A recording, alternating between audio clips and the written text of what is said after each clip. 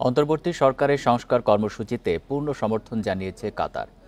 মঙ্গলবার বিকেলে রাষ্ট্রীয় অতিথি ভবন যমুনায় প্রধান উপদেষ্টার সঙ্গে দেখা করেন কাতারের রাষ্ট্রদূত সেরায়া আলী আল কাহতানি।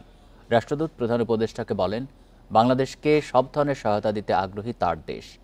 সংস্কার কর্মসূচিতে সমর্থনের জন্য কাতারের আমিরকে ধন্যবাদ জানান অধ্যাপক মোহাম্মদ ইউনুস। এই ঈদে জামা জুতো অ্যাক্সেসরিজের ডিসকাউন্ট। বাংলাদেশের ঘনিষ্ঠ বন্ধু হিসেবে পাশে থাকার জন্য কাতার সরকারের প্রতি কৃতজ্ঞতা প্রকাশ করেন প্রধান উপদেষ্টা। দেশটির সঙ্গে বাণিজ্য ও বিনিয়োগ সম্পর্ক আরও গভীর করার ওপর গুরুত্ব দেন তিনি। একটি আন্তর্জাতিক সম্মেলনে যোগ দিতে আগামী মাসে অধ্যাপক ইউনুসের কাতার সফরের কথা রয়েছে।